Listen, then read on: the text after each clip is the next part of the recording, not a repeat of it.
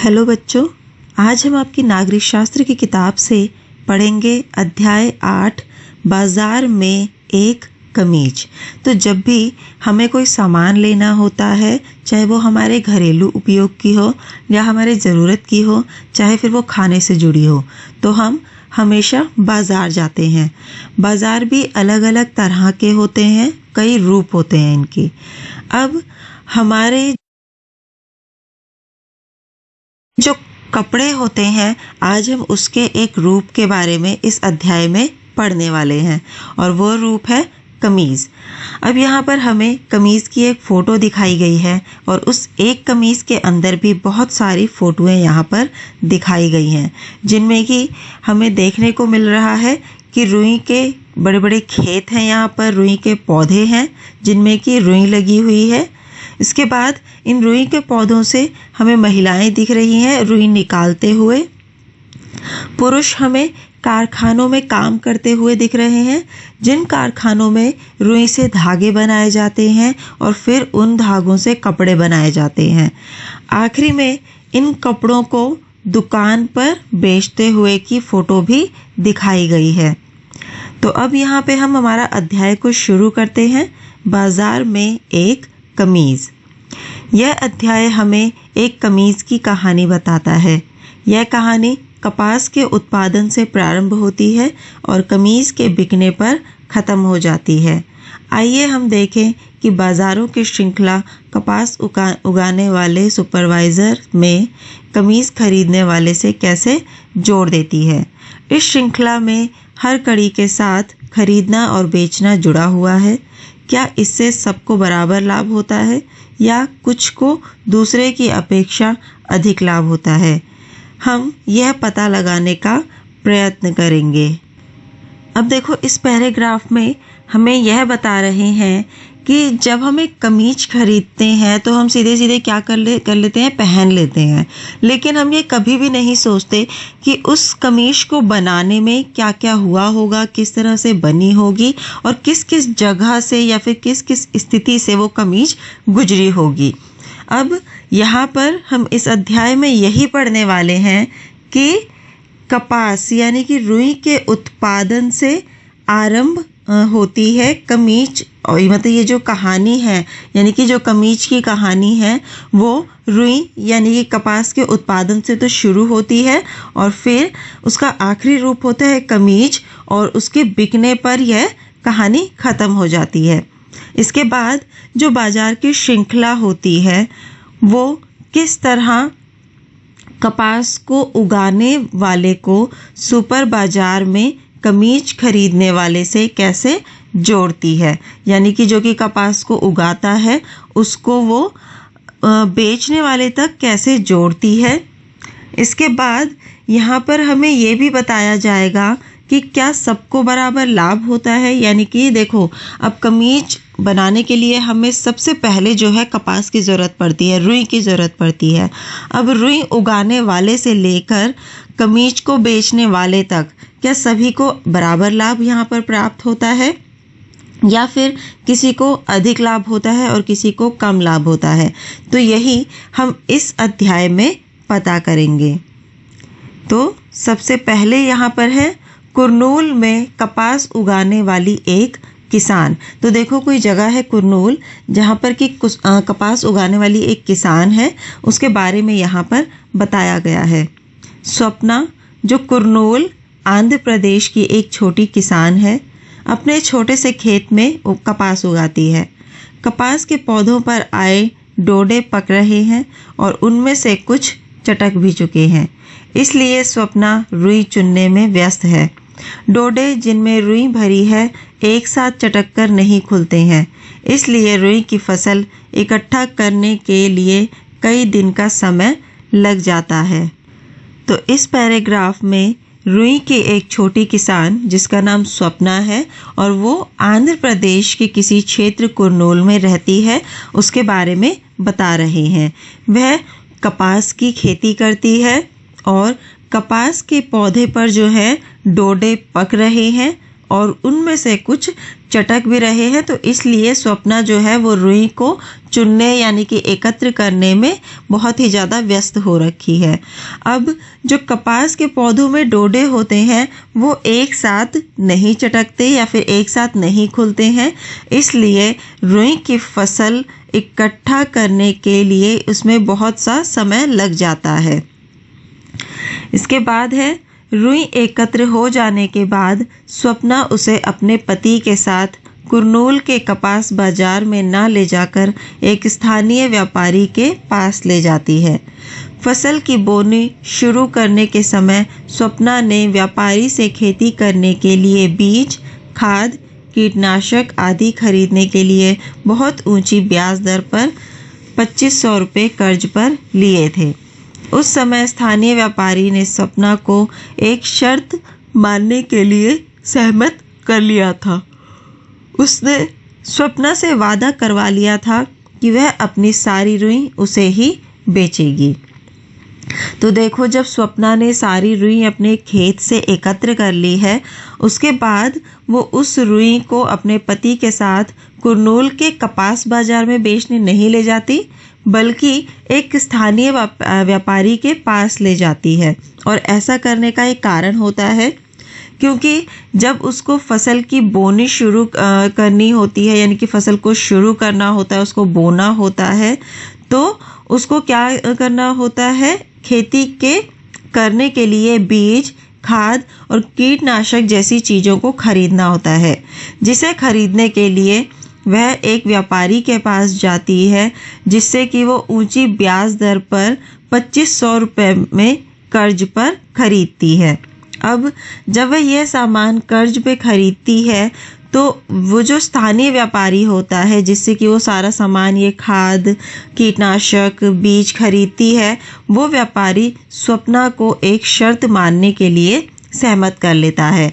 और वो शर्त ये होती है कि जब स्वप्ना अपनी पूरी खेती कर लेगी या अपना पूरा रुई को एकत्र कर लेगी, तो वह अपनी सारी रुई को उसी स्थानीय व्यापारी को बेच देगी। इसके बाद कपास की खेती में बहुत अधिक निवेश करने की ज़रूरत पड़ती है, जैसे उर्वरक, कीटनाशक आदि। इन पर किसानों को काफ़ी व्यय करना पड़ता है। प्रायः छोटे किसानों को इन खर्चों की पूर्ति करने के लिए पैसा उधार लेना पड़ता है। अब देखो, यहाँ पर कहा है कि कपास की खेती के लिए जो है बहुत अधिक निवेश यानी कि बहुत अधिक खर्चा करना पड़ता है। बहुत सारी चीज़ों की ज़रूरत पड़ती है, जैसे कि उर्वरक और कीटनाशक।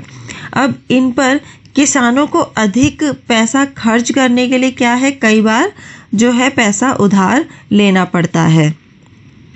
इसके बाद व्यापारी के परिसर में उसके 2 आदमी रुई के बोरे तोल रहे थे।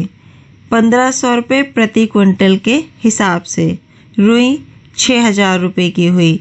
व्यापारी ने दिए हुए ऋण तथा ब्याज के 3000 काट लिए और स्वप्ना को 3000 रुपये ही दिए। अब देखो, जहाँ पर वो रुई बेचने गई थी स्थानीय व्यापारी के पास, वहाँ पर उस स्थानीय व्यापारी के 2 आदमी रुई को तोल रहे थे। अब तोलने के बाद उन्होंने उसको 1500 रुपये प्रति क्विंटल के हिसाब से रुई को तोला। तो जब उन्होंने तोला तो रुई जो है पूरी 6000 रुपये की हुई।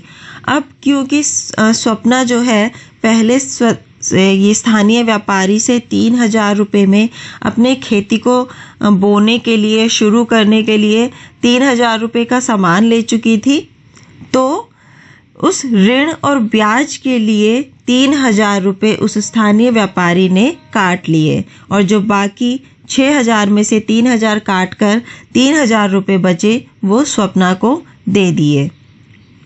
अब स्वप्ना केवल 3000, व्यापारी रुई बहुत सस्ती बिक रही है, बाजार में बहुत रुई आ गई है। स्वप्ना, इस रुई को उगाने में मैंने 4 महीने तक जी तोड़ मेहनत की है। आप देखिए इस बार रुई कितनी बढ़िया और साफ है। इस बार मुझे बेहतर कीमत मिलने की उम्मीद है। अब देखो जब स्वप्ना को 3,000 रुपये मिलते हैं तो वो एकदम से चौंक जाती है, हैरान हो जाती है और वो कहती है कि केवल 3,000 रुपये। जिस पर कि व्यापारी कहता है कि रुई बहुत ही ज़्यादा सस्ती बिकती है क्योंकि बाजार में बहुत ज़्यादा रुई आ गई है। इसके बाद स्वप्ना बोलती है कि उस रुई को उगाने में उसने 4 महीने तक बहुत ज़्यादा मेहनत की है, बहुत ज़्यादा परेशानियों को सहा है और रुई इतनी साफ और बढ़िया है तो इसलिए उसको लग रहा है कि उसे उसके लिए बेहतर कीमत मिल सकती है। इसके बाद व्यापारी कहता है, अम्मा मैं आपको अच्छी कीमत दे रहा हूँ, दूसरे व्यापारी इतनी भी नहीं देंगे। आपको मेरा विश्वास ना हो तो कुरनूल के बाजार में जाकर पता लगा आओ। स्वप्ना, नाराज ना हो, मैं भला आप पर कैसे संदेह कर सकती हूँ। मैंने तो केवल उम्मीद की थी कि इस बार रुई की फसल में इतनी आमदनी हो जाएगी कि कुछ महीनों का गुजारा चल सके। अब देखो यहाँ पर व्यापारी क्या करता है, उसको कहता है कि अम्मा मैं आपको अच्छी कीमत दे रहा हूँ और जो दूसरे व्यापारी हैं वो इतनी भी कीमत आपको रुई के लिए नहीं देंगे। और अगर स्वप्ना को विश्वास नहीं हो रहा है तो वो कुरनूल के बाजार में जाकर पता कर सकती है कि उसको रुई की कितनी कीमत मिलेगी।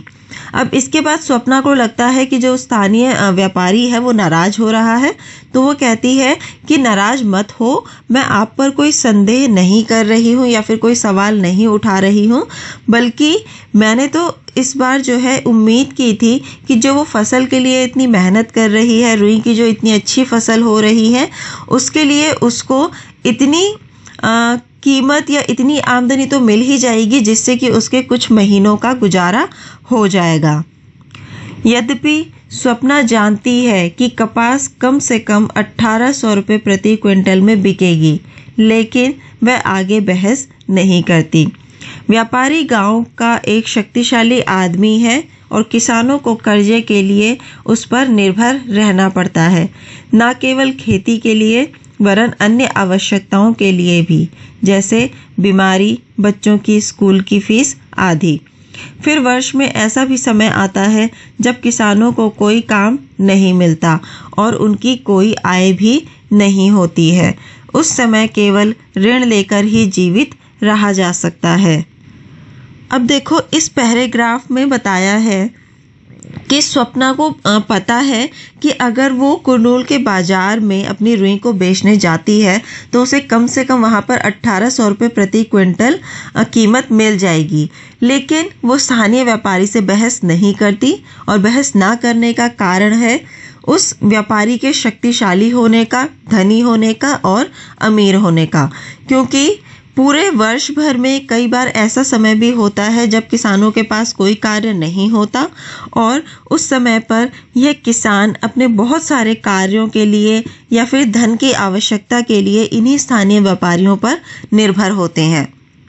अब वह कार्य होते हैं जैसे कि बीमारी के समय पैसों की आवश्यकता पड़ना, बच्चों की स्कूल की फीस देने के लिए धन की आवश्यकता पड़ना। तो ऐसे समय में क्या होता है, यह किसान जाकर इन्हीं स्थानीय व्यापारियों से पैसों ले लेते हैं ऋण के रूप में। यानी कि एक तरीके से कहा जा सकता है कि उस समय केवल ऋण लेकर ही जीवित रहा जा सकता है और वह ऐसे ऋण इन स्थानीय व्यापारियों से ही लेते हैं। अब आगे, कपास की पैदावार करके भी स्वप्ना की आय उस आय से बस थोड़ी ही ज़्यादा है जो वह मजदूरी करके कमा लेती।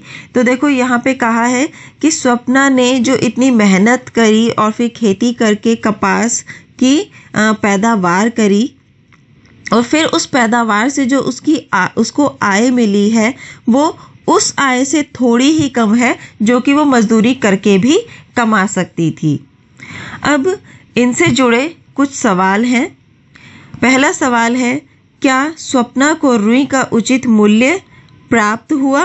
तो इसका जवाब है स्वप्ना को रुई का उचित मूल्य प्राप्त नहीं हुआ, क्योंकि स्वप्ना ने एक व्यापारी से ऊंची ब्याज दर पर 2500 रुपये कर्ज लिए थे।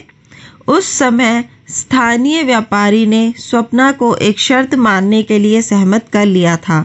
उसने स्वप्ना से वादा करवा लिया था कि वह अपनी सारी रुई उसे ही बेचेगी और व्यापारी ने स्वप्ना को 1500 रुपये प्रति क्विंटल के हिसाब से रुई के 6000 रुपये लगाए, लेकिन रुई का बाजार भाव 1800 रुपये क्विंटल था। अब अगला सवाल है, व्यापारी ने स्वप्ना को कम मूल्य क्यों दिया? तो इसका जवाब है क्योंकि स्वप्ना ने व्यापारी से ऊंची ब्याज दर पर 2500 रुपये कर्ज लिए थे। व्यापारी ने स्वप्ना से वादा करवा लिया था कि वह अपनी सारी रुई उसे ही बेचेगी, अतः उसने ऋण और ब्याज के रूप में जो 6000 रुपये रुई की राशि हुई थी उसमें से वो 3000 काट कर उसने स्वप्ना को 3000 रुपये ही दिए और इसीलिए व्यापारी ने स्वप्ना को कम मूल्य दिया। अब अगला सवाल है, आपके विचार से बड़े किसान अपनी रुई कहाँ बेचेंगे? उनकी स्थिति किस प्रकार स्वप्ना से भिन्न होगी? तो इसका जवाब है, हमारे विचार से बड़े किसान अपनी रुई मंडी में जाकर अधिक दाम में बेचेंगे। वह मंडी में किसी भी व्यापारी को रुई बेचने के लिए स्वतंत्र है, जबकि स्वप्ना कर्ज लेने वाले व्यापारी को ही रुई बेच सकती थी। अब यहाँ पर नीचे एक फ़ोटो दिखाई गई है और जिसमें कि लिखा है सबसे पहले नंबर 1, कुरनूल की कपास मंडी में व्यापारी कपास बेचता है। नंबर 2, जिनिंग मिलें कपास खरीद लेती है, जिन्हें की मिलें कपास खरीद लेती है। फिर है नंबर 3, जिनिंग मिलें कपास से बीज हटाती है और दबाकर कपास के गट्ठर बनाती है। फिर है नंबर 4, सूत काटने की मिलें कपास के गट्ठर खरीद लेती है। नंबर 5, सूत काटने की मिलें कपास से धागा बनाती है।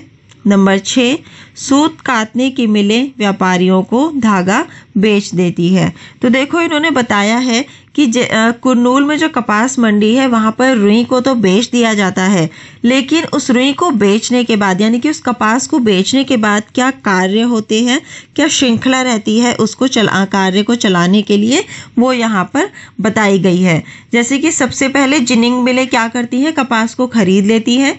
उसके बाद जो है जिनिंग मिलों में कपास में से बीजों को हटाया जाता है और दबाकर कपास के गट्ठर बनाए जाते हैं। उसके बाद सूत काटने की मिलें कपास के गट्ठर खरीद लेती है। अब यानी कि दूसरे मिल हैं जो कि सूत को काटती हैं, वो उन कपास के गट्ठर को खरीदती है। फिर सूत काटने की मिलें कपास से धागा बनाती हैं और फिर सूत काटने के बाद मिलें जो है व्यापारियों को धागा बेच देती है। तो इस तरह कपास से धागे बनने तक की ये कहानी होती है या फिर कार्य होता है। अब आगे है इरोड़ का कपड़ा बाजार। तमिलनाडु में सप्ताह में 2 बार लगने वाला इरोड़ का कपड़ा बाजार संसार के विशाल बाजारों में से एक है। इस बाजार में कई प्रकार का कपड़ा बेचा जाता है। आसपास के गांवों में बुनकरों द्वारा बनाया गया कपड़ा भी इस बाजार में बिकने के लिए आता है। बाजार के पास कपड़ा व्यापारियों के कार्यालय हैं जो इस कपड़े को खरीदते हैं। दक्षिणी भारत के शहरों के अन्य व्यापारी भी इस बाजार में कपड़ा खरीदने आते हैं। अब देखो इस पैराग्राफ में तमिलनाडु में इरोड़ के कपड़े बाजार के बारे में बताया जा रहा है, जो कि सप्ताह में 2 बार लगाया जाता है। इसके बाद यहाँ पे कहा है कि ये जो इरोड़ का कपड़ा बाजार है ये संसार के विशाल बाजारों में से एक है, यानी कि संसार में बहुत सारे कपड़ों के बाजार हैं और उन्हीं बाजारों में से ये एक है।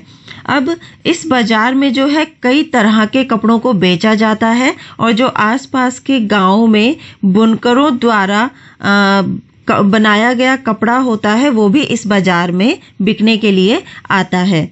अब बाजार के पास कपड़ा जो है वो व्यापारियों के कार्यालय हैं जो कि इस कपड़े को खरीदते हैं। इसके बाद दक्षिणी भारत के शहरों के अन्य व्यापारी भी इस बाजार में कपड़ा खरीदने के लिए आते हैं। अब देखो यहाँ पर बाईं तरफ ईरोड में कोई एक दुकान है कपड़ों की, वो यहाँ पर दिखाई गई है, जहाँ पर कि आप देख ही रहे हो कि बहुत सारा कपड़ों जो है बहुत सारी संख्या में यहाँ पर है और बहुत कर्मचारी भी हैं यहाँ पर जो कि कपड़ों को बेच रहे हैं, दिखा रहे हैं और लोग खरीद भी रहे हैं। इसके बाद आगे है, बाजार के दिनों में आपको वह बुनकर भी मिलेंगे जो व्यापारियों के ऑर्डर के अनुसार कपड़ा बनाकर वहां लाते हैं। यह व्यापारी देश व विदेश के वस्त्र निर्माताओं और निर्यातकों को उनके ऑर्डर के अनुसार कपड़ा उपलब्ध कराते हैं। यह सूत खरीदते हैं और बुनकरों को निर्देश देते हैं कि किस प्रकार का कपड़ा तैयार किया जाना है। निम्नलिखित उदाहरण में हम देखेंगे कि यह कार्य कैसे होता है। तो देखो, अब इन्होंने कहा है कि बाजार के दिनों में क्या होता है, वो आपको वे बुनकर भी मिलते हैं जो व्यापारियों के ऑर्डर के अनुसार कपड़ा बनाकर यहाँ पर लाते हैं। इसके बाद व्यापारी जो है देश व विदेश के वस्त्र निर्माताओं और निर्यातकों को उनके ऑर्डर के अनुसार कपड़ा उपलब्ध कराते हैं। और वो क्या करते हैं, पहले सूत को खरीदते हैं और फिर बुनकरों को सूत देते हुए ये निर्देश देते हैं या फिर ये ऑर्डर देते हैं कि किस प्रकार का कपड़ा जो है तैयार किया जाना है। अब यहाँ पर इन्होंने एक उदाहरण दिया है जिससे कि हमें पता चलेगा कि यह कैसे कार्य करते हैं। यहाँ पर सबसे पहले देखिए 3 फोटो दिखाई गई है, जिसमें कि सबसे पहले एक फोटो है जिसके ऊपर लिखा है MMD टैक्स। अब उसके बाद हम देख रहे हैं करगे, जहाँ पर कि धागों को बनाया जाता है। और नीचे फिर एक और फोटो दिखाई गई है जहाँ पर कि ये कुछ गांव में रहने वाले लोगों की फोटो दिखाई गई है, जहाँ पर कि वो अपने कार्य के बारे में शायद कुछ सोच रहे हैं। और उसके नीचे लिखा है दादन व्यवस्था, बुनकरों द्वारा घर पर कपड़ा तैयार करना।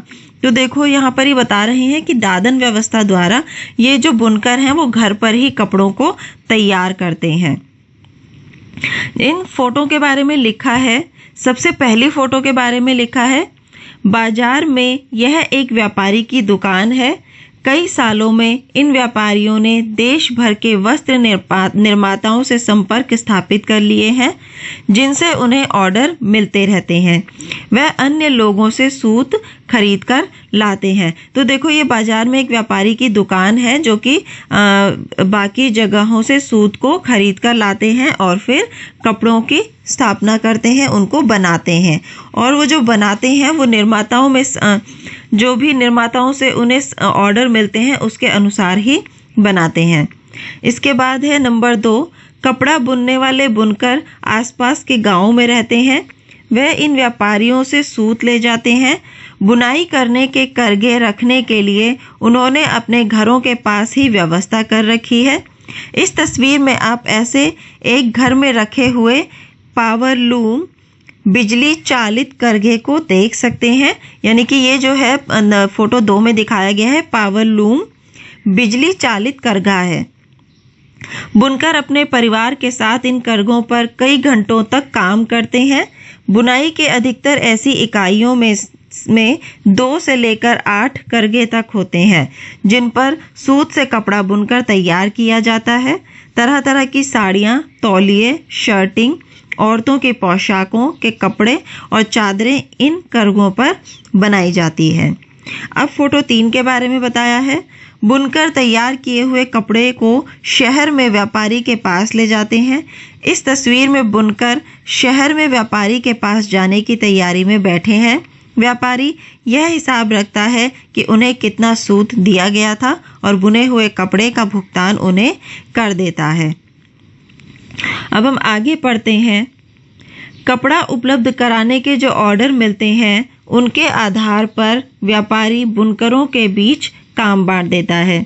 बुनकर व्यापारी से सूत लेते हैं और कपड़ा तैयार करते हैं। इस व्यवस्था से बुनकरों को स्पष्टतया 2 लाभ प्राप्त होते हैं। बुनकरों को सूत खरीदने के लिए अपना पैसा नहीं लगाना पड़ता है, साथ ही तैयार कपड़ों को बेचने की व्यवस्था भी हो जाती है। बुनकरों को प्रारंभ में ही पता चल जाता है कि उन्हें कौन सा कपड़ा बनाना है और कितना बनाना है। अब देखो यहाँ पर बता रहे हैं कि कपड़ा उपलब्ध कराने के जो ऑर्डर मिलते हैं उनके आधार पर जो व्यापारी है सभी बुनकरों में क्या करता है, काम को बांट देता है। इसके बाद बुनकर जो है वो व्यापारी से सूत लेते हैं और फिर उस सूत से कपड़े को जो है तैयार करते हैं। अब इस व्यवस्था में बुनकरों को लाभ ये होता है कि उन्हें अपना पैसा कुछ भी खर्च नहीं करना पड़ता, व्यय नहीं करना पड़ता। बुनकरों को सूत खरीदने के लिए अपना पैसा नहीं लगाना पड़ता है और साथ ही तैयार कपड़ों को बेचने की भी उनकी व्यवस्था हो जाती है, क्योंकि जिस व्यापारी से वो सूत खरीदते हैं उन्हीं को वो कपड़ा भी बेच देते हैं।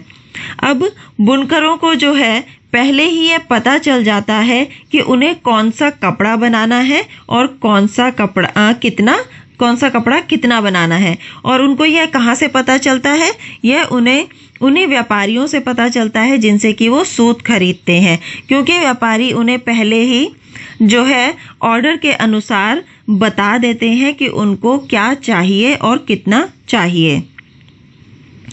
अब यहाँ पर 2 सवाल दिए गए हैं, तो इनके जवाबों के लिए हम कुछ चर्चा करेंगे। पहला सवाल है, इरोड़ के कपड़ा बाजार में निम्नलिखित लोग क्या काम कर रहे हैं? व्यापारी, बुनकर और निर्यातक। तो इसका जवाब है, इरोड़ के कपड़ा बाजार में व्यापारी का कार्य इरोड़ के कपड़ा बाजार में कई प्रकार का कपड़ा बेचा जाता है। आसपास के गांवों में बुनकर द्वारा बनाया गया कपड़ा भी इस बाजार में बिकने के लिए आता है।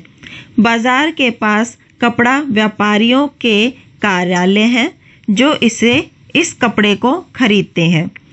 दक्षिणी भारत के शहरों के अन्य व्यापारी भी इस बाजार में कपड़ा खरीदने आते हैं। बुनकर बाजार के दिनों में बुनकर व्यापारियों के ऑर्डर के अनुसार कपड़ा बनाकर यहाँ लाते हैं। बुनकर व्यापारी से सूत लेते हैं और तैयार कपड़ा देते हैं। निर्यातक का कार्य इरोड़ का व्यापारी बुनकरों द्वारा निर्मित कपड़ा दिल्ली के पास बने बनाए वस्त्र निर्यात करने वाले एक कारखाने को भेजता है। वस्त्र निर्यात करने वाली फैक्ट्री इसका उपयोग कमीजें बनाने के लिए करती है। यह कमीजें विदेशी खरीदारों को निर्यात की जाती है। अब अगला सवाल है, बुनकर व्यापारियों पर किस किस तरह से निर्भर हैं? तो इसका जवाब है, बुनकर व्यापारियों के ऑर्डर के अनुसार कपड़े बनाकर लाते हैं। बुनकर व्यापारी से सूत लेते हैं और तैयार कपड़ा देते हैं। बुनकर व्यापारियों से ऊंचे ब्याज दर पर ऋण लेकर करघे खरीदते हैं। एक करघे का मूल्य 20,000 रुपये है। तो इसका मतलब ये हुआ कि बुनकर जो हैं अपनी आवश्यकता अनुसार धन के लिए व्यापारियों पर निर्भर होते हैं। अब यहाँ पर अगला सवाल है, यदि बुनकर खुद सूत खरीदकर बने हुए कपड़े बेचते हैं तो उन्हें 3 गुना ज़्यादा कमाई होती है। क्या यह संभव है? इसके लिए चर्चा कीजिए। तो इसका जवाब है, यदि बुनकर खुद सूत खरीदकर बने हुए कपड़े बेचते हैं तो उन्हें 3 गुना ज़्यादा कमाई होती है, लेकिन यह संभव नहीं है क्योंकि बुनकरों को कच्चा माल व्यापारियों से प्राप्त होता है और बेचने के लिए भी व्यापारियों पर निर्भर रहना पड़ता है। बुनकरों के पास यह जानने का कोई साधन नहीं है कि वह किसके लिए कपड़ा बना रहे हैं और वह किस कीमत पर बेचा जाएगा। अब हम आगे पढ़ते हैं और उसके बाद बाकी के 2 सवालों को पूरा करेंगे।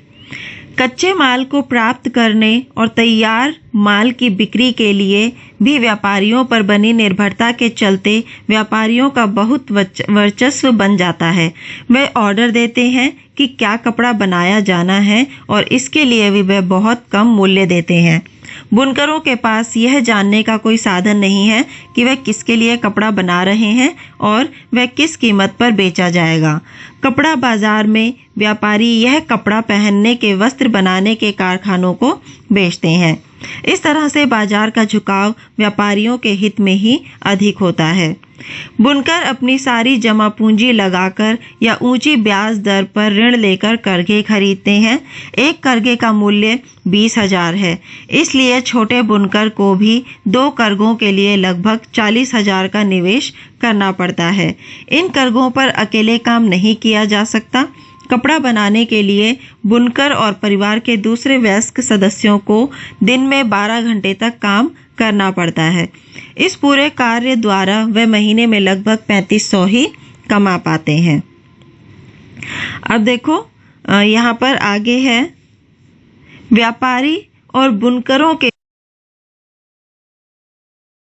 बीच की यह व्यवस्था दादन व्यवस्था का एक उदाहरण है। यानी कि व्यापारी जो कि सूत इनको देते हैं बुनकरों को, और बुनकर जो उस सूत से अब करघों द्वारा या फिर अपनी मेहनत के द्वारा कपड़ा बनाते हैं, उस व्यवस्था को कहा जाता है दादन व्यवस्था, जहां व्यापारी कच्चा माल देता है और उसे तैयार माल प्राप्त होता है।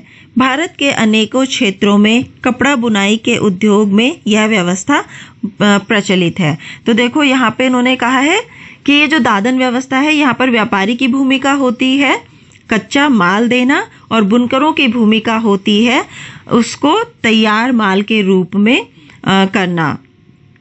उसके बाद इन्होंने कहा है कि भारत के बहुत सारे ऐसे क्षेत्र हैं जहाँ पर कि कपड़े बुनाई के उद्योग में यह व्यवस्था प्रचलित है। यानी कि इस तरह कार्य को किया जाता है और इसी व्यवस्था का उपयोग किया जाता है। अब यहाँ पर जो है दूसरा सवाल है जो हमारे था, क्या इसी तरह की दादन व्यवस्था पापड़, बीड़ी और मसाले बनाने में भी देखने को मिलती है? अपने इलाके से इस संबंध में जानकारी इकट्ठी कीजिए और कक्षा में उस पर चर्चा कीजिए। तो इसका जवाब है दादन व्यवस्था में जहां व्यापारी कच्चा माल देता है और तैयार माल प्राप्त करता है, हमारे इलाके में भी इस तरह की व्यवस्था देखने को मिलती है। पापड़ के लिए आलू एवं अन्य सामान, बीड़ी के लिए बीड़ी, पत्ता और धागा, मसालों के लिए हल्दी, धनिया, काली मिर्च, जीरा, सौंठ एवं अन्य गरम मसाले कारीगर को दिए जाते हैं। वह पापड़, बीड़ी और मसाले बनाकर व्यापारी को देते हैं।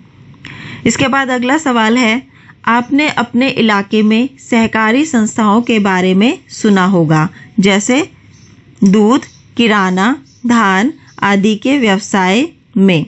पता लगाइए कि यह किसके लाभ के लिए स्थापित की गई थी। अब इस सवाल के जवाब के लिए पहले हम जानेंगे बुनकर सहकारी संस्थाओं के बारे में, जो कि यहाँ पर नीचे ही हमें एक रिपोर्ट में दिया गया है। हमने देखा कि दादन व्यवस्था में व्यापारी बुनकरों को बहुत कम पैसा देते हैं। व्यापारियों के ऊपर निर्भरता को कम करने और बुनकरों की आमदनी बढ़ाने के लिए सहकारी व्यवस्था एक साधन है। एक सहकारी संस्था में वह लोग जिनके हित समान हैं इकट्ठे होकर परस्पर लाभ के लिए काम करते हैं। बुनकरों की सहकारी संस्था में बुनकर एक समूह बनाकर कुछ गतिविधियां सामूहिक रूप से करते हैं। वह सूत व्यापारी से सूत प्राप्त करते हैं और उसे बुनकरों में बांट देते हैं। सहकारी संस्था विक्रय का कार्य भी करती है। इस तरह व्यापारी की भूमिका समाप्त हो जाती है और बुनकरों को कपड़ों का उचित मूल्य प्राप्त होता है। कभी कभी सरकार उचित मूल्य पर सहकारी संस्थाओं से कपड़ा खरीदकर उनकी मदद करती है, जैसा कि तमिलनाडु में सरकार स्कूल में निःशुल्क गणवेश योजना चलाती है। सरकार इसके लिए पावरलूम बुनकरों की सहकारी संस्था से कपड़ा लेती है। इसी तरह सरकार हस्तकरघा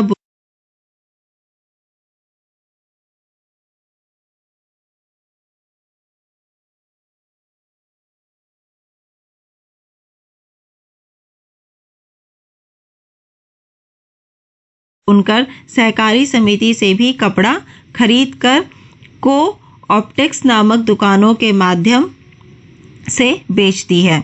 आपने अपने शहर में शायद कहीं ऐसी दुकानें देखी होगी। तो यहाँ पर देखो, इन्होंने बुनकर सहकारी संस्थाओं के बारे में बात की है और ये जो सहकारी संस्थाएं होती हैं यह बुनकरों के हित में कार्य करती है।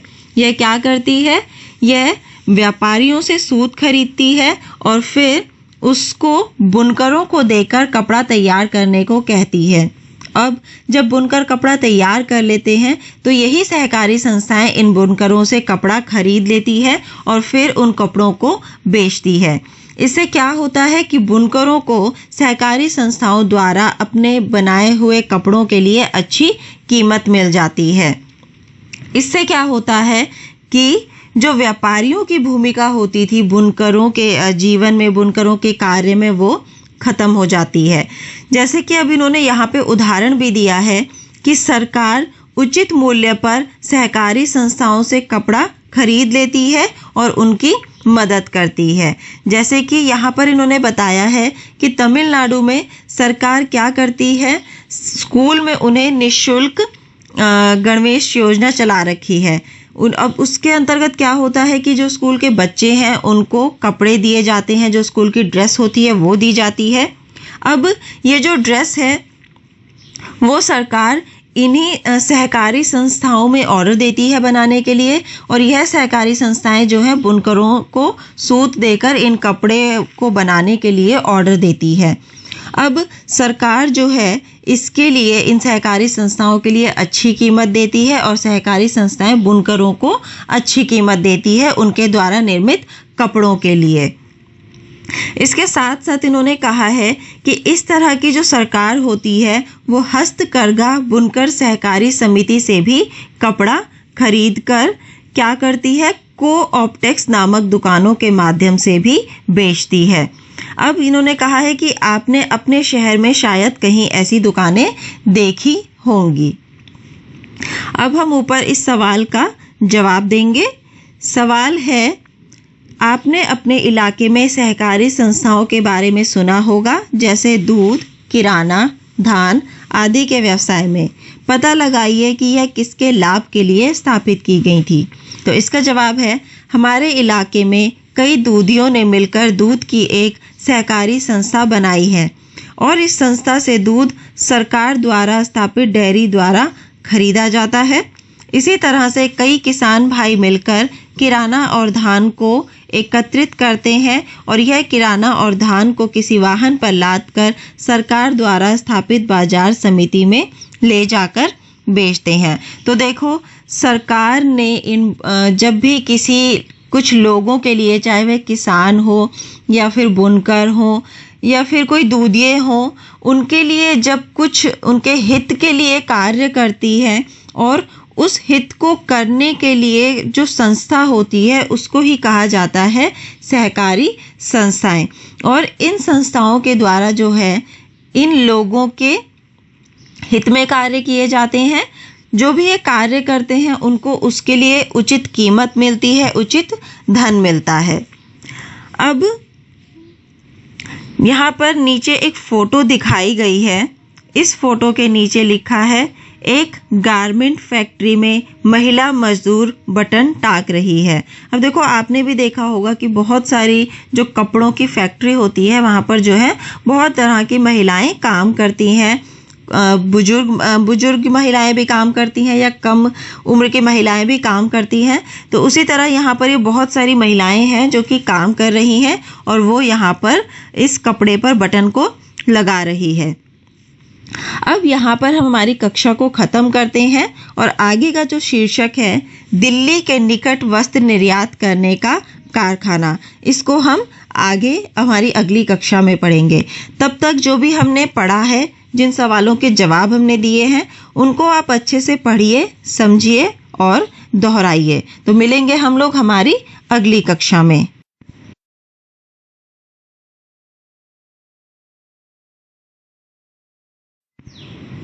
हेलो बच्चों, अब हम अध्याय 8 बाजार में एक कमीज को पूरा करेंगे। तो देखो, जब भी हम एक कमीज को लेते हैं तो हम उसके बारे में नहीं सोचते, हम जाते हैं और ख़रीद लेते हैं उसको। लेकिन इस अध्याय में हमने देखा कि एक कमीज जो हम तक पहुंचती है वो किस किस तरह से, किस किस रूप में होकर हम तक पहुंचती है।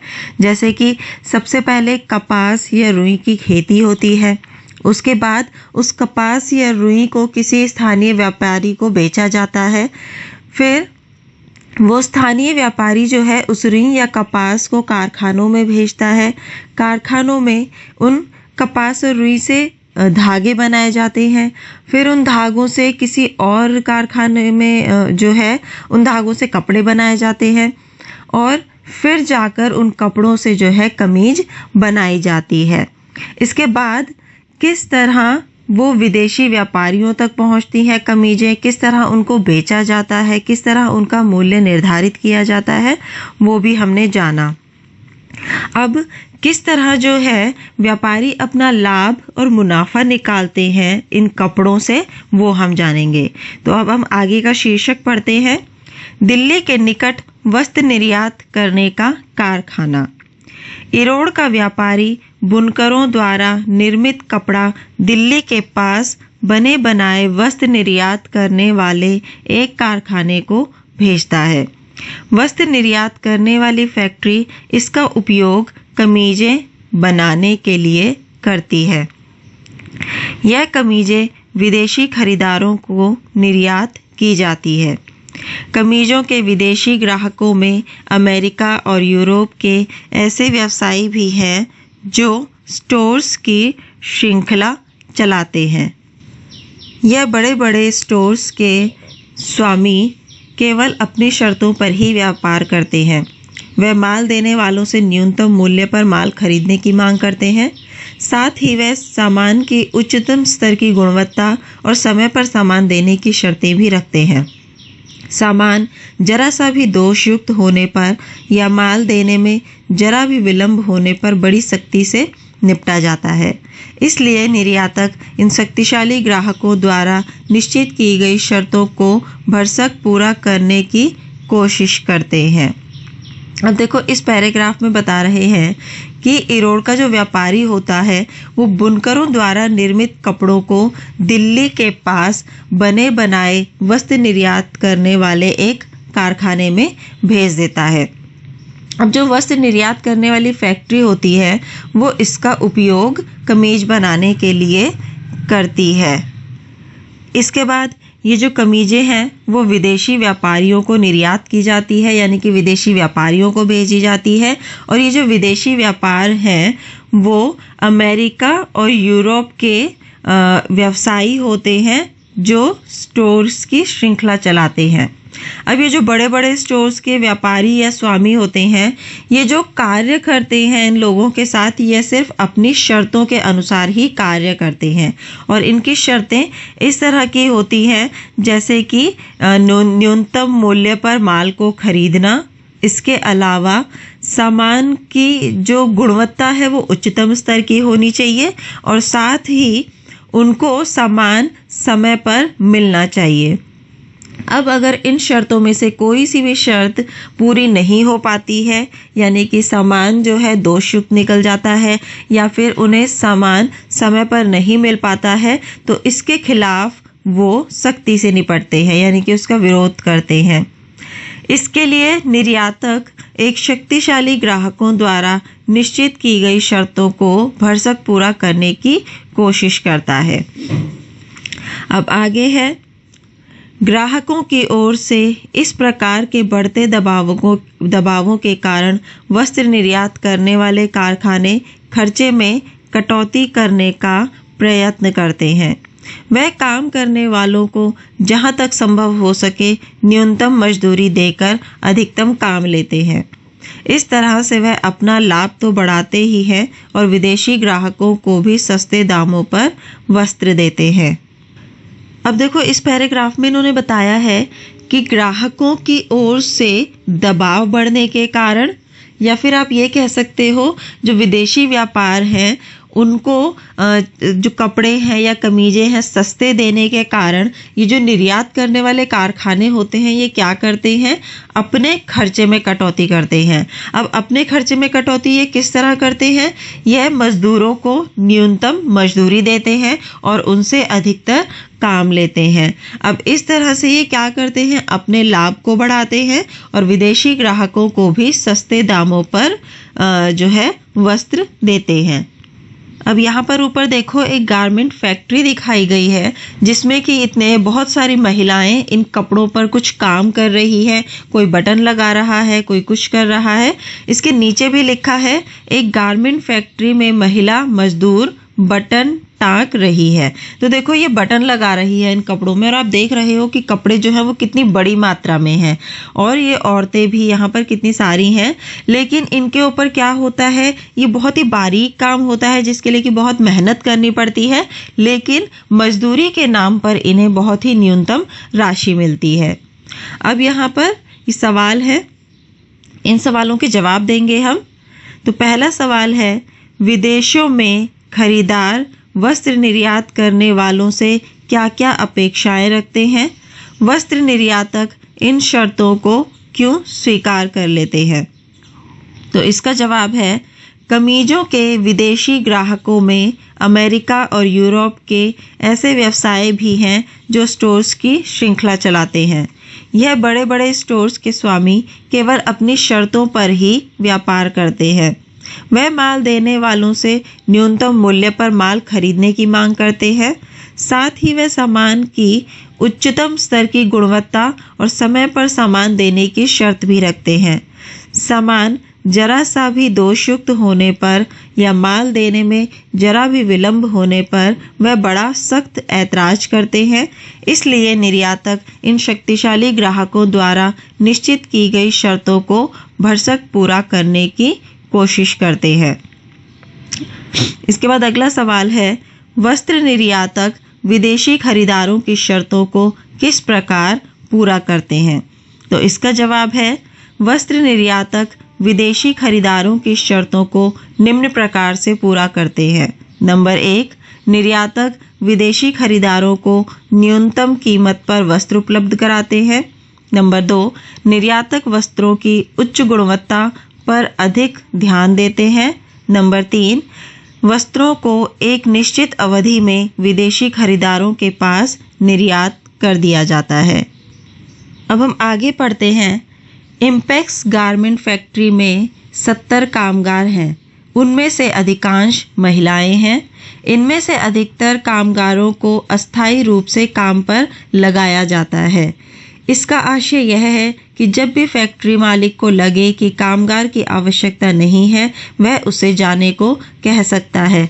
कामगारों की मजदूरी उनके कौशल के अनुसार तय की जाती है।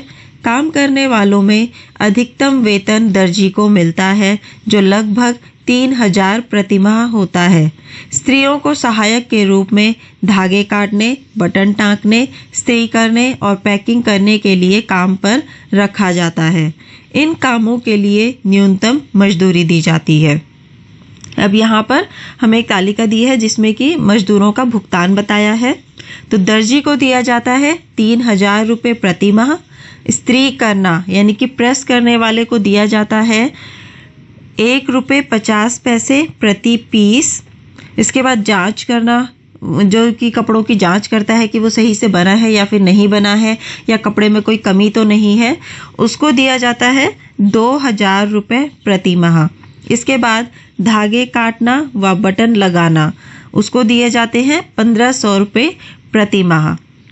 अब देखो इस पैराग्राफ में इन्होंने बताया है कि जो इम्पेक्स गारमेंट फैक्ट्री होती है उसमें जो है 70 कामगार है, यानी कि 70 मजदूर हैं जो कि काम करते हैं और उनमें जो है अधिकतर महिलाएं काम करती हैं।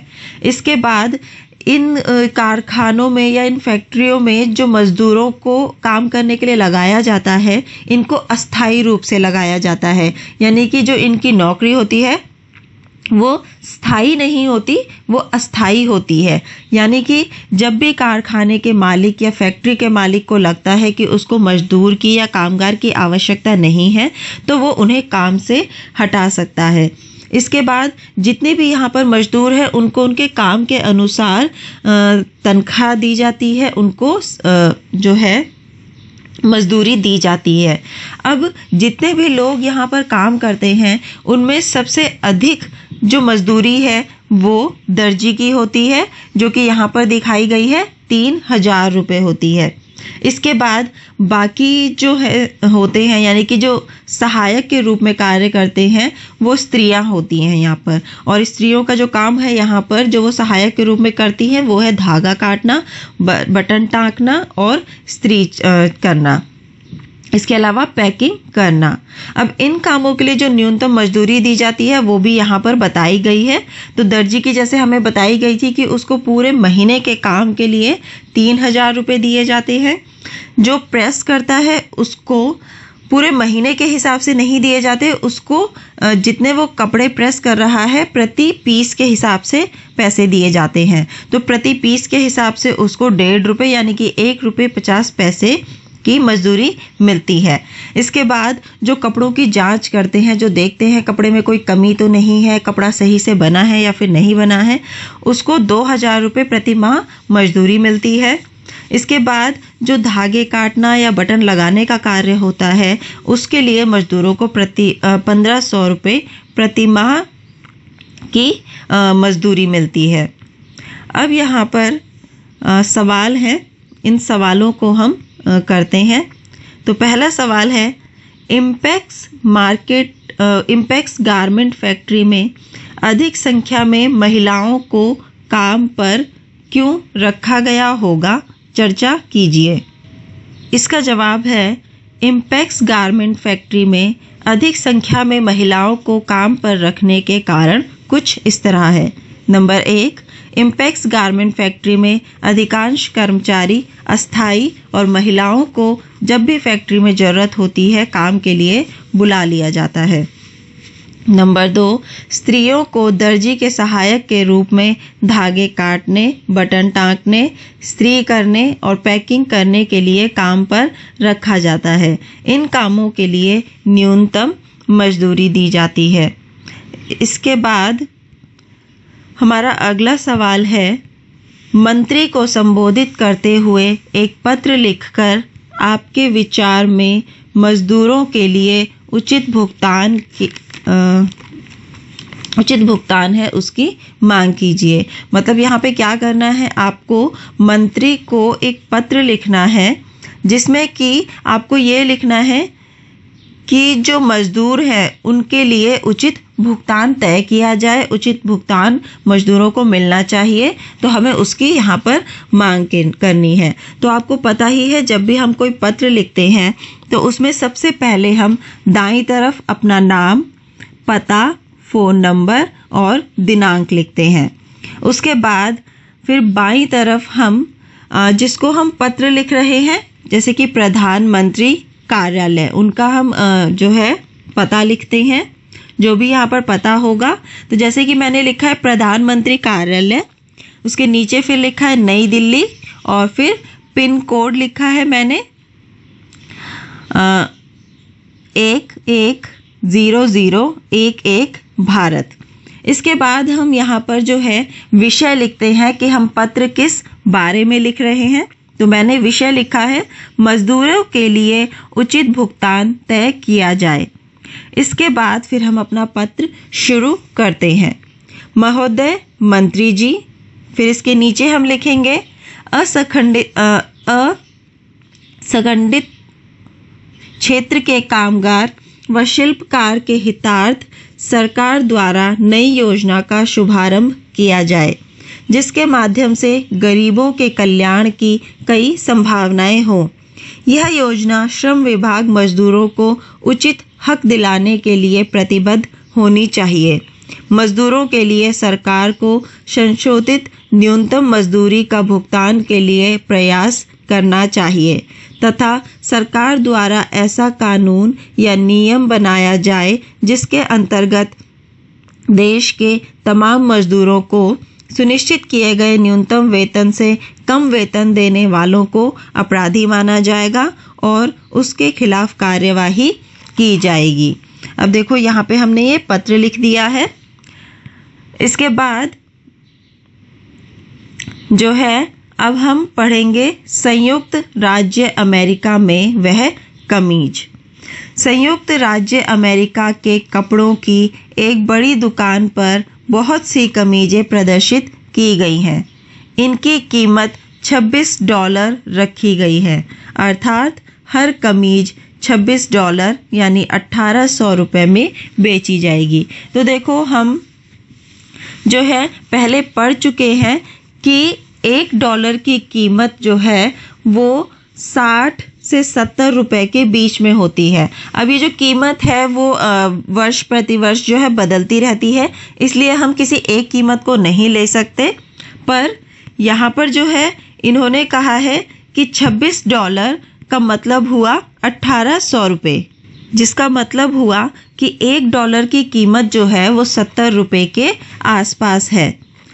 अब यहाँ पर इन्होंने कहा है कि जो कमीजें हम संयुक्त राज्य अमेरिका में भेजते हैं वहाँ की दुकानों पर इन कपड़ों की जो है दुकानों में जब इन कपड़ों को रखा जाता है, इन कमीजों को जब रखा जाता है और फिर जब इनको बेचा जाता है तो इनकी कीमत जो है वो $26 रखी जाती है। अब $26 जो है वो तो अमेरिका के कीमत के अनुसार है, लेकिन भारत में इसकी कीमत जो है 1800 रुपये होती है।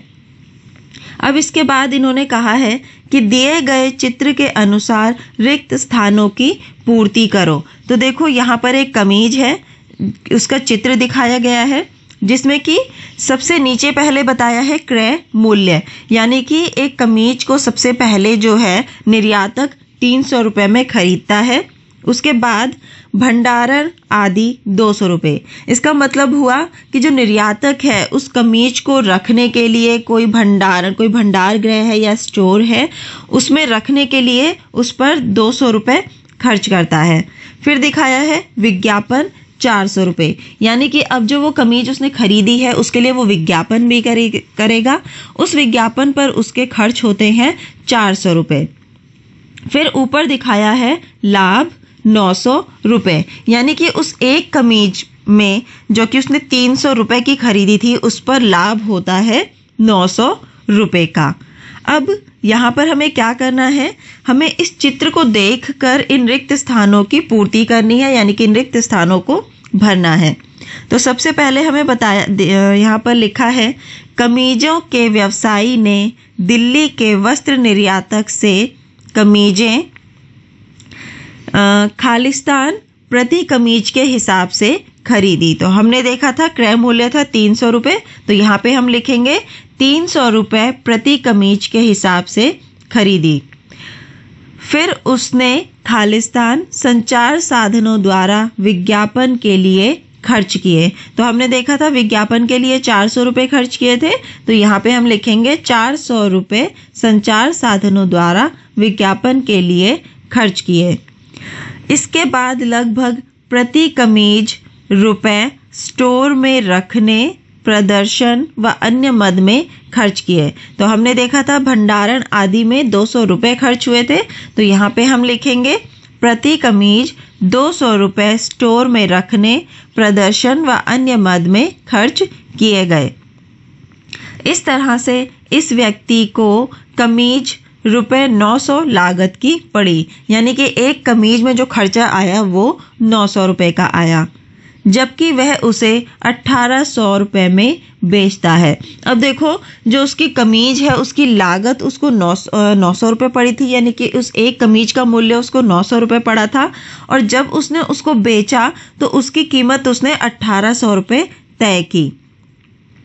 एक कमीज पर उसे रुपए खालिस्तान का मुनाफा हुआ, तो उसने 1800 रुपये में बेची है और लागत थी 900 रुपये, तो 1800 घटा 900 रुपये उसका हुआ मुनाफा जो कि हमने निकाला 900 रुपये। तो एक कमीज पर उसे रुपये 900 का मुनाफा हुआ।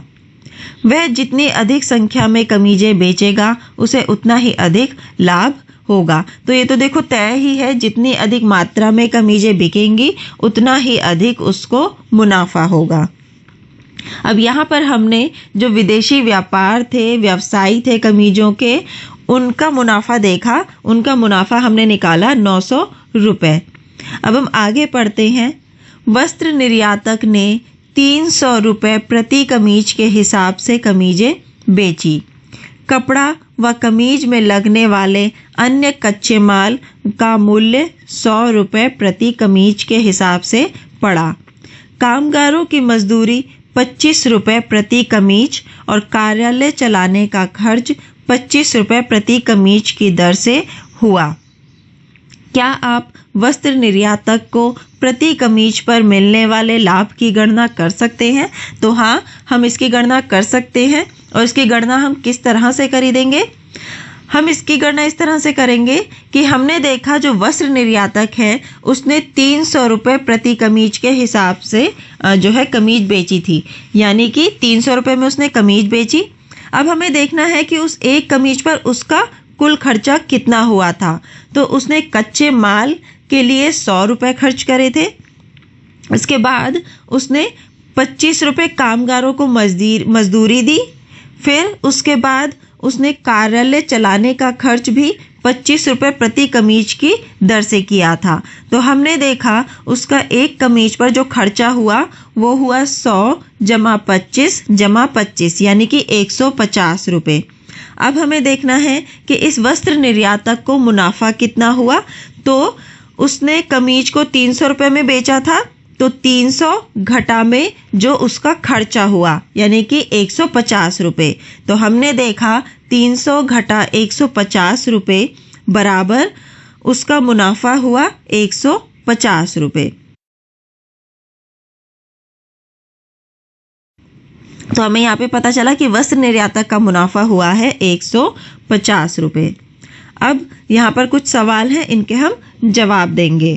तो पहला सवाल है, गारमेंट फैक्ट्री के मजदूर, गारमेंट के निर्यातक और विदेशी बाजार के व्यवसायी ने प्रत्येक कमीज पर कितना पैसा कमाया? तुलना करके पता लगाइए। तो देखो पता तो हम पहले ही लगा चुके हैं, अब हम इसका जवाब लिखेंगे। तो गारमेंट, सबसे पहले हमें पूछा है गारमेंट फैक्ट्री के मजदूर के बारे में। तो इस पैराग्राफ में देखो हमें बताया ही गया है कि गारमेंट फैक्ट्री में जो कामगारों को मजदूरी मिलती है वो 25 रुपये प्रति कमीज के हिसाब से मिलती है। तो गारमेंट फैक्ट्री के मजदूर ने प्रत्येक कमीज पर 25 रुपये कमाए। इसके बाद हमें पूछा है गारमेंट के निर्यातक के लिए। तो गारमेंट के निर्यातक ने 300 घटा में 150 बराबर में 150 रुपये प्रति कमीज कमाए। अब इसके बाद हमें पूछा है विदेशी बाजार के व्यवसायी ने प्रत्येक कमीज पर कितने कमाए? तो विदेशी बाजार के व्यवसायी ने प्रत्येक कमीज पर 900 रुपये कमाए। तो देखो जिसने की कमीज बनाई उसको सबसे कम पैसे मिले, उसको मुनाफा कुछ हुआ ही नहीं है। उसको सिर्फ इतनी मजदूरी मिलती है कि वो सिर्फ अपना खर्चा उठा सके। इसके बाद जो निर्यातक होते हैं, वस्त्र निर्यातक, उनको फिर भी मुनाफा होता है, भले ही कम मुनाफा होता है लेकिन वो कुछ ना कुछ मुनाफा कमा लेते हैं। और जो सबसे अधिक मुनाफा होता है वो होते हैं विदेशी बाजार के व्यापारी। अब है अगला सवाल, व्यवसायी बाजार में ऊंचा मुनाफा कमा पाता है, इसका क्या कारण है? तो अब हम इसका जवाब देंगे कि विदेशी जो इसका जवाब हम देंगे कि व्यवसायी बाजार में ऊंचा मुनाफा क्यों कमा पाते हैं। व्यवसायी बाजार में ऊंचा मुनाफा निम्न कारणों से कमा पाते हैं। नंबर 1, व्यवसायी मजदूरों से न्यूनतम मजदूरी पर काम करवाते हैं। नंबर 2, व्यवसायी बुनकरों से कम कीमत पर कपड़े खरीदते हैं। नंबर 3, व्यवसायी वस्त्र निर्यात करने वाले कारखाने के खर्चे में कटौती करने का प्रयत्न करते हैं। अब ऊपर हमारा एक सवाल रह गया है, वो मैंने ध्यान नहीं दिया, तो उसको हम पूरा करते हैं। जो कि आप देख रहे हो एक कमीज का चित्र बना है, उसके ऊपर ही एक सवाल दिया गया है जिसमें लिखा है, नीचे दी गई कमीज के चित्र में दिखाया गया है कि व्यवसायी को कितना मुनाफा हुआ और उसको कितना खर्च उठाना पड़ा। यदि कमीज का लागत मूल्य 600 रुपये है तो इस चित्र से जानिए कि इस कमीज की कीमत में क्या क्या शामिल होता है। तो देखो, जब कमीज की जो लागत है वो 900 रुपये पड़ रही थी तो उन्होंने दिखाया था कि इस तरह के खर्चे हो रहे थे। अब इन्होंने कहा है कि अगर मान लीजिए कमीज की लागत मूल्य जो है 600 रुपये हो तो उस पर जो है कौन सी क्या क्या कीमत शामिल होगी। तो यदि कीमत कमीज की जो यानी कि कमीज की अगर लागत मूल्य 600 रुपये हो तो उसमें 150 रुपये भंडारण और आदि पर खर्चा होगा। उसके बाद 250 रुपये विज्ञापन के शामिल होंगे। अब हमने देखा कि इस तरह यानी कि 200 रुपये उसका क्रय मूल्य होगा।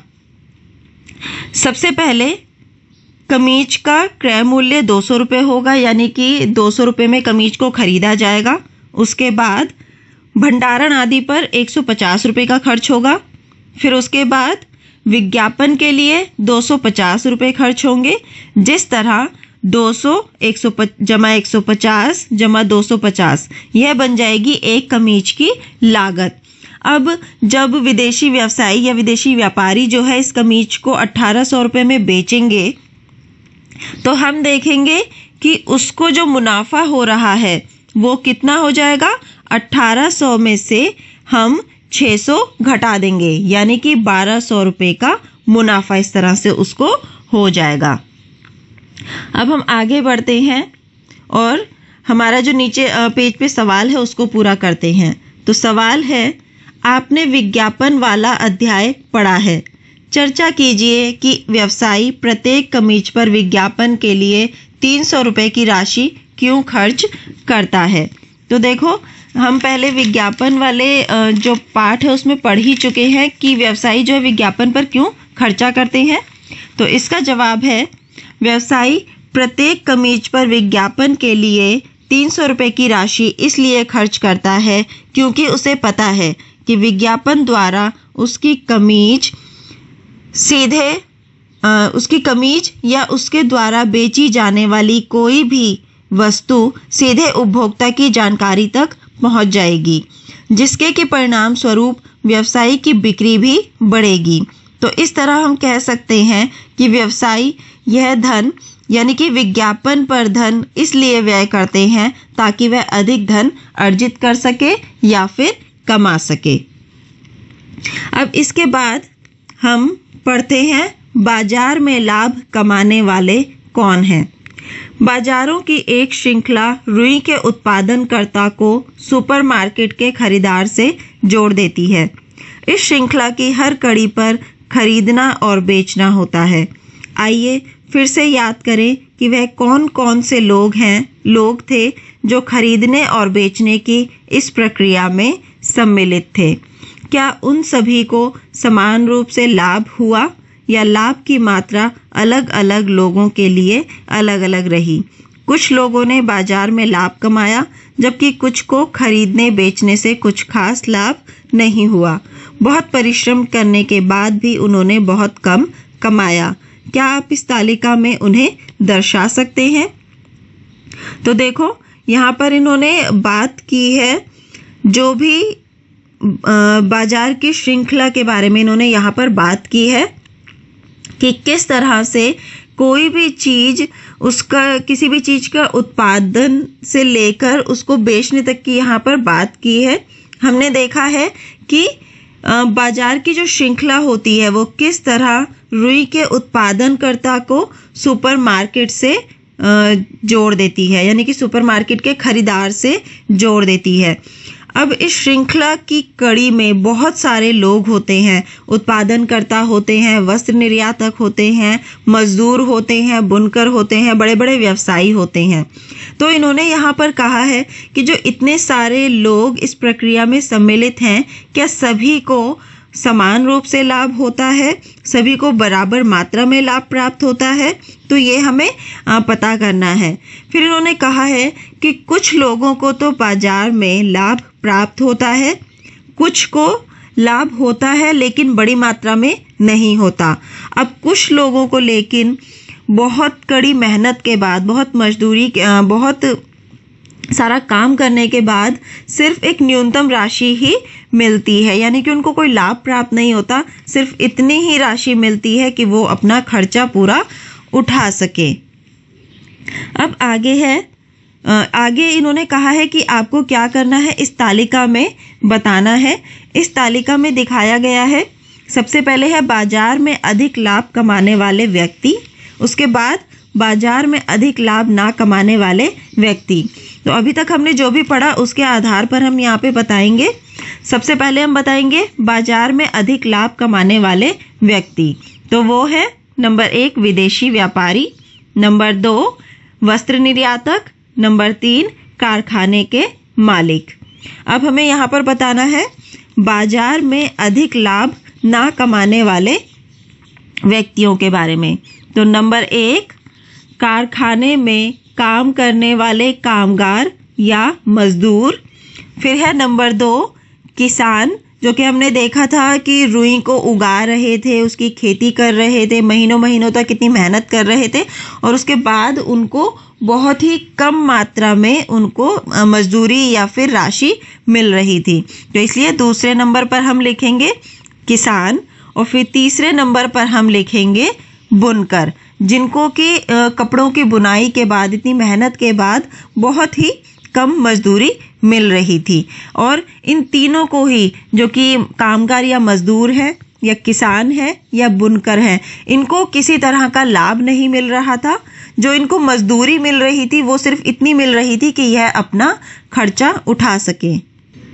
अब हम पढ़ेंगे बाजार और समानता।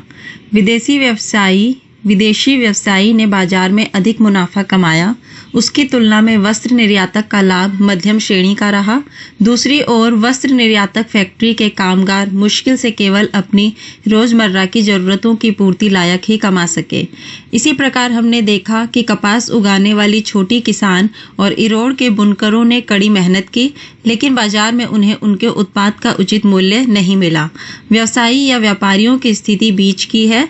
बुनकरों की तुलना में उनकी कमाई अधिक है, लेकिन निर्यातक की कमाई से बहुत कम है। इस तरह बाजार में सब बराबर नहीं कमाते हैं। प्रजातंत्र के अंतर्गत सबको बाजार में उचित मजदूरी मिलनी चाहिए, फिर चाहे वह कांता हो या स्वप्ना। यदि परिवार पर्याप्त नहीं कमाएंगे तो वह अपने आप को दूसरे के बराबर समझेंगे कैसे? तो देखो यहाँ पर इन्होंने बताया है बाजार और समानता में कि बाजार में अलग अलग श्रेणी होती है लोगों के काम करने की, जिनको कि लाभ के जो अवसर है वो समान रूप से नहीं मिलते हैं। सबकी जो आय होती है वो अलग अलग होती है। जैसे कि यहाँ पे दिखाया है कि जो विदेशी व्यापार थे उन्होंने सबसे अधिक मुनाफा कमाया था। उसके बाद जो वस्त्र निर्यातक थे उन्होंने भी लाभ कमाया, लेकिन मध्यम श्रेणी का। और जो सबसे आखिरी में निर्यातक फैक्ट्री के जो कामगार थे उन्होंने जो है कोई लाभ नहीं कमाया, और जो उनको मजदूरी मिली वो सिर्फ इतनी थी कि वो अपनी ज़रूरत की चीज़ों को या ज़रूरत की खर्चों को पूरा कर सके।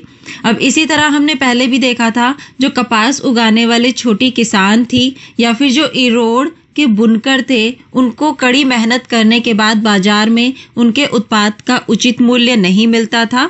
एक न्यूनतम राशि ही उनको उनके कार्य के लिए मिलती थी। फिर जो व्यवसायी या व्यापारी होते थे उनकी स्थिति बीच की होती थी, यानी कि मुनाफा होता था पर अधिक मात्रा में नहीं होता था। बुनकरों की तुलना में लेकिन जो बुनकर होते थे उनकी अपेक्षा अगर देखा जाए तो व्यवसायी और व्यापारियों की कमाई अधिक होती थी, पर जो निर्यातक होते थे उनकी कमाई से बहुत कम होते थे। यहाँ पर जो है उन निर्यातक की कमाई बहुत ज़्यादा होती थी। तो इसी तरह हमने देखा कि बाजार में जितने भी लोग हैं उनको जो है सब बराबर नहीं होते हैं, उनकी आय भी बराबर नहीं होती है। किसी को तो लाभ बहुत ज़्यादा मिलता है और किसी को लाभ नहीं मिलता। और कुछ लोग ऐसे होते हैं कि जिनको मध्यम श्रेणी में रखा जाता है, यानी कि मुनाफा होता है पर कम मात्रा में। अब यहाँ पे इन्होंने कहा है कि प्रजातंत्र के अंतर्गत सबको बाजार में उचित मजदूरी मिलनी चाहिए, यानी कि ये सरकार को कार्य करना चाहिए। सरकार को इसके जो है प्रति जागरूक होना चाहिए कि सभी को समान मजदूरी मिले, उचित मजदूरी मिले। जो लोग हैं जो कि मजदूरी करते हैं उनको भी लाभ के अवसर मिले, अब चाहे वो कांता हो या फिर स्वप्ना। अब यदि अगर परिवार पर्याप्त मात्रा में पैसे नहीं कमाएगी तो वो अपने आप को दूसरे के बराबर नहीं समझ पाएगी, क्योंकि जब आय उनकी नहीं है, वो अपनी ज़रूरतों को पूरा नहीं कर पा रहे हैं, तो वो अपने आप को किस तरह दूसरों के बराबर समझे। अब यहाँ पर एक फोटो दिखाई गई है जिसमें कि बहुत सारे और बहुत तरह के कपड़े दिखाए गए हैं। आप देख ही रहे हो, बड़ों के कपड़े भी हैं, बच्चों के कपड़े भी हैं। इसके नीचे लिखा है, क्या आप यह जानते थे कि आप जो रेडीमेड वस्त्र खरीदते हैं उनके पीछे कितने अलग अलग लोगों का प्रयास रहता है। तो देखो, इससे पहले तो हम नहीं जानते थे कि हाँ, जो भी हम कपड़ा खरीद रहे हैं हम सोचते थे सीधा वहीं पर बन रहा है, वहीं से हम खरीद रहे हैं। लेकिन इस पाठ को पढ़कर हमने जाना कि दुकान से पहले भी कई स्थिति से गुजरकर, कई कार्यों से गुजरकर या फिर कई श्रृंखला से गुजरकर जो है ये कपड़े हम तक पहुंचते हैं। एक और बाजार लोगों को काम करने, उन चीज़ों को बनाने और बेचने के अवसर देता है जो वो उगाते या बनाते हैं। किसान यहाँ रुई बेच सकता है तो बुनकर अपना बनाया हुआ कपड़ा। दूसरी ओर बाजार से धनवान और शक्तिशाली लोग ही प्रायः सर्वाधिक कमाई करते हैं।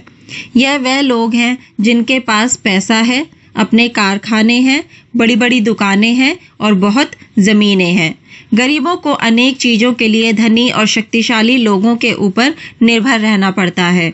गरीबों को उनके ऊपर ऋण के लिए, जैसे छोटी किसान स्वप्ना के मामले में हुआ, कच्चा माल प्राप्त करने और अपना सामान बेचने के लिए, जैसे दादन व्यवस्था में बुनकरों के साथ होता है, और प्रायः नौकरी प्राप्त करने के लिए, जैसा वस्त्र के कारखाने में कामगारों के साथ हुआ, निर्भर रहना पड़ता है। इस निर्भरता के कारण बाजार में गरीबों का शोषण होता है। इन समस्याओं के समाधान के लिए भी रास्ते हैं, जैसे उत्पादक मिल कर सहकारी संस्थाएं बनाएं और कानूनों का दृढ़ता से पालन हो। अंतिम अध्याय में हम पढ़ेंगे कि तवा नदी पर मछुआरों ने कैसे एक सहकारी संस्था प्रारंभ की। अब यहाँ पर इस पैराग्राफ में इन्होंने बताया है कि भले ही बाजार जो है लोगों को काम देता है, उनको एक रोजगार देता है, अपना सामान बेचने का अवसर देता है, लेकिन उनको उसके बदले जो है बहुत ही ज़्यादा न्यूनतम मजदूरी मिलती है। और इसका कारण यह है उन गरीब लोगों का, उन मजदूरों का, उन बुनकरों का या फिर किसानों का उन धनी लोगों पर निर्भरता होना। अब क्योंकि उनको क्या होता है, अपने सामान लेने के लिए पैसे चाहिए होते हैं, कई बार उनको ऋण भी लेना पड़ता है, कई बार अपने घरेलू खर्चे के लिए, जैसे बीमारी या फिर किराने का सामान, इन चीज़ों के लिए भी वो इन धनी लोगों पर निर्भर होते हैं। और उनकी इसी निर्भरता का फायदा उठाते हुए जो धनी लोग होते हैं, जो शक्तिशाली लोग होते हैं, वो क्या करते हैं, गरीबों का शोषण करते हैं। अब इन समस्याओं के समाधान के लिए कुछ रास्ते भी हैं, जैसे कि उत्पादक मिलकर सहकारी संस्थाएं बनाए, यानी कि जो उत्पादक मिल है जो कि सामान को बनाती है, उनको सहकारी संस्थाएं बनानी चाहिए। और फिर कुछ ऐसे कानून बनाने चाहिए जो कि मजदूरों के, गरीबों के और निर्धनों के हित में हो, और फिर उन कानूनों का दृढ़ता से पालन करना चाहिए। अब जैसे कि इन्होंने कहा है कि अंतिम अध्याय में हम पढ़ेंगे कि तवा नदी पर मछुआरों ने कैसे एक सहकारी संस्था प्रारंभ की। अब यहाँ पर एक फोटो दिखाई गई है छोटी सी, जिसके नीचे लिखा है सतत विकास लक्ष्य 8, उचित कार्य और आर्थिक वृद्धि, यानी कि उचित कार्य हो, अच्छा कार्य हो, उसकी गुणवत्ता अच्छी हो और उसके साथ साथ आर्थिक वृद्धि भी हो, यानी कि उनके पास धन भी आए अच्छे से और उनको अच्छी मजदूरी मिले। अब यहाँ पर ये पाठ खत्म होता है और हम अभ्यास का कार्य करेंगे, जिसमें पहला सवाल है, स्वप्ना ने अपनी रुई कुरनूल के रुई बाजार में ना बेचकर व्यापारी को क्यों बेच दी? तो इसका जवाब है, स्वप्ना ने अपनी रुई कुरनूल के रुई बाजार में ना बेचकर व्यापारी को निम्न कारणों से बेच दी। स्वप्ना ने एक व्यापारी से ऊंची ब्याज दर पर 2500 रुपये कर्ज लिए थे। उस समय स्थानीय व्यापारी ने स्वप्ना को एक शर्त मानने के लिए सहमत कर लिया था। उसने स्वप्ना से वादा करवा लिया था कि वह अपनी सारी रुई उसे ही बेचेगी। अब इसके बाद अगला सवाल है, वस्त्र निर्यातक कारखाने में काम करने वाले मजदूरों के काम के हालात और उन्हें दी जाने वाली मजदूरी का वर्णन कीजिए। क्या आप सोचते हैं कि मजदूरों के साथ न्याय होता है? तो इसका जवाब है, वस्त्र निर्यातक कारखाने में काम करने वाले मजदूरों के काम के हालात और उन्हें दी जाने वाली मजदूरी। नंबर 1, वस्त्र निर्यातक कारखाने में काम करने वाले मजदूर अस्थायी कर्मचारी है, अर्थात जब भी फैक्ट्री मालिक को लगे कि कामगार की आवश्यकता नहीं है, वह उसे जाने को कह सकता है। नंबर 2, कामगारों की मजदूरी उनके कार्य कुशलता के अनुसार तय की जाती है। काम करने वालों में अधिकतम वेतन दर्जी को मिलता है, जो लगभग 3000 रुपये प्रतिमाह होता है। नंबर 3, स्त्रियों को सहायक के रूप में धागे काटने, बटन टाकने, इस्त्री करने और पैकिंग करने के लिए काम पर रखा जाता है। इन कामों के लिए न्यूनतम मजदूरी दी जाती है। कमीज की इस्त्री करने की मजदूरी 1 रुपये 50 पैसे, कमीज की जांच करने वाले की मजदूरी 2000 रुपये महीना है। धागे काटने व बटन लगाने वाले का वेतन 1500 रुपये महीना है। अब है सवाल 3, ऐसी किसी चीज के बारे में सोचिए जिसे हम सब इस्तेमाल करते हैं। वह चीनी, चाय, दूध, पेन, कागज, पेंसिल आदि कुछ भी हो सकती है। चर्चा कीजिए कि यह वस्तु बाजारों की किस श्रृंखला से होती हुई आप तक पहुंचती है। क्या आप उन सब लोगों के बारे में सोच सकते हैं जिन्होंने इस वस्तु के उत्पादन व व्यापार में मदद की होगी? तो इसका जवाब है, जिसे हम इस्तेमाल करते हैं वह उत्पादक द्वारा निर्मित होने के बाद या उससे पहले कई प्रतिक्रियाओं से गुजरता हुआ हमारे पास पहुंचता है। चीनी के उत्पादन की प्रक्रिया से लेकर उपभोक्ता तक पहुंचने तक गन्ना उत्पादक किसान जो चीनी मिल मालिकों को गन्ना उपलब्ध कराते हैं। किसान जो चीनी मिल मालिकों को गन्ना उपलब्ध कराते हैं, चीनी मिल मालिकों से चीनी वितरक तथा थोक विक्रेताओं के पास पहुंचता है। थोक विक्रेता से खुदरा विक्रेताओं तक और खुदरा विक्रेताओं से हमारे पास तक चीनी पहुंचती है। इस प्रक्रिया में कई लोगों का सहयोग होता है, जैसे किसान, मिल मालिक, मजदूर, थोक व्यापारी, ट्रांसपोर्टर, फुट विक्रेता आदि। चीनी के अतिरिक्त अन्य उत्पादों जैसे चाय, दूध, कागज, पेन, पेंसिल आदि भी इन्हीं प्रक्रियाओं से गुजरकर आम जनता तक पहुंचती है। अब हमारा आखिरी सवाल है, यहाँ दिए गए 9 कथनों को सही क्रम में कीजिए और फिर नीचे बनी कपास की डोडियों के चित्रों में सही कथन के अंक भर दीजिए। पहले 2 चित्रों में आपके लिए अंक पहले से ही भर दिए गए हैं। अब देखो यहाँ पर 9 कथन दिए गए हैं, लेकिन इनको आगे पीछे करके लिखा है। आपको क्या करना है, इनको सही क्रम में पहले अपनी कॉपी में लिखना है। उसके बाद उनके सही क्रमों पर नीचे जो एरो बनाकर दिए गए हैं यहाँ पर आपको लिखना है। जैसे कि पहले क्रम पे पहला नंबर ही आएगा जो पहला कथन लिखा है, लेकिन दूसरे नंबर पे दूसरा वाला कथन नहीं आएगा, वहां पर आएगा तीसरा वाला। तो इसी तरह इन्होंने उल्टा पुल्टा करके लिखा है और आपको इनको सही से करना है। तो पहले हम इन सारों को पढ़ लेते हैं। नंबर 1 है, स्वप्ना व्यापारी को रुई बेचती है। नंबर 2, ग्राहक सुपरमार्केट में इन कमीजों को खरीदते हैं। नंबर 3, व्यापारी जिनिंग मिलों को रुई बेचते हैं। नंबर 4, गारमेंट निर्यातक कमीजें बनाने के लिए व्यापारियों से कपड़ा खरीदते हैं। नंबर 5, सूत के व्यापारी बुनकरों को सूत देते हैं। नंबर 6, वस्त्र निर्यातक संयुक्त राज्य अमेरिका के व्यवसायी को कमीजें बेचता है। नंबर 7, सूत काटने वाली मिलें रुई खरीदती है और सूत के व्यापारी को सूत बेचती है। नंबर 8, बुनकर कपड़ा तैयार करके लाते हैं। नंबर 9, जिनिंग मिलें रुई को साफ करती है और उनके गट्ठर बनाती है। तो अब हमें इनके सही क्रम लिखने हैं। तो पहले नंबर पर पहला ही होगा जो कि लिखा भी हुआ है। दूसरे नंबर पर होगा 3 नंबर कथन जो कि हमने देखा, यानी कि अब मैं इनको साथ में पढ़ती भी रहूंगी। तो सबसे पहले होगा नंबर 1, स्वप्ना व्यापारी को रुई बेचती है। इसके बाद होगा नंबर 3, व्यापारी जिनिंग मिलों को रुई बेचते हैं। इसके बाद होगा नंबर 9, जिनिंग मिलें रुई को साफ करती हैं और उनके गट्ठर बनाती हैं। इसके बाद होगा नंबर 7, सूत काटने वाली मिलें रुई खरीदती हैं और सूत के व्यापारी को सूत बेचती हैं। इसके बाद होगा नंबर 5, सूत के व्यापारी बुनकरों को सूत देते हैं।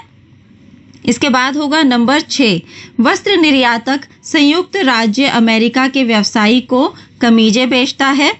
फिर होगा नंबर 4, गारमेंट निर्यातक कमीजें बनाने के लिए व्यापारियों से कपड़ा खरीदते हैं।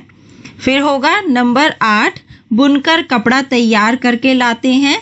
और फिर होगा नंबर 2, ग्राहक सुपरमार्केट में इन कमीजों को खरीदते हैं। तो यानी कि एक बार मैं फिर से आपको बता देती हूँ सही क्रम। सबसे पहले होगा 1, फिर होगा 3।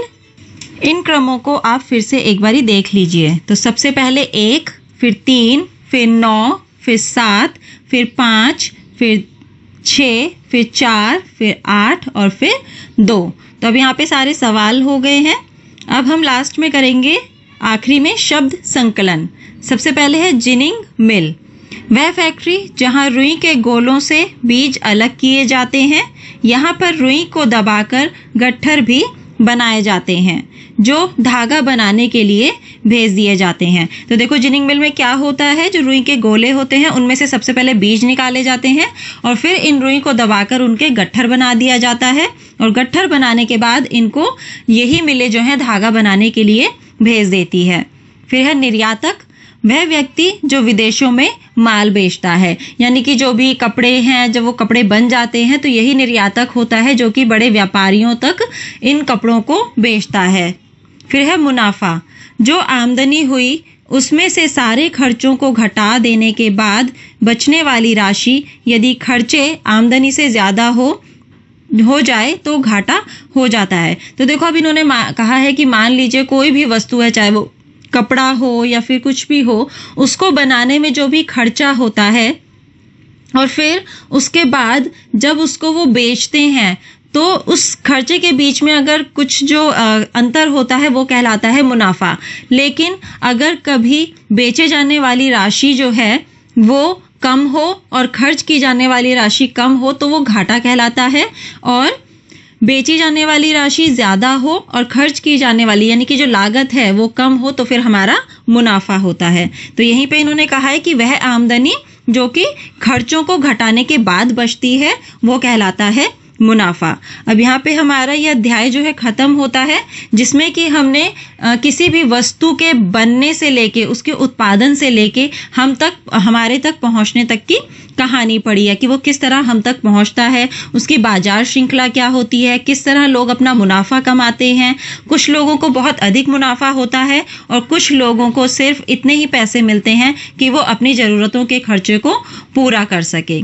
तो अब यह हमारा अध्याय यहाँ पे ख़त्म हुआ है। आप इसको अच्छे से दोहराइए, समझिए और पढ़िए। जो भी इसके सवाल हैं उनको पूरा करिए और जो कार्य हैं उनको भी पूरा कीजिए।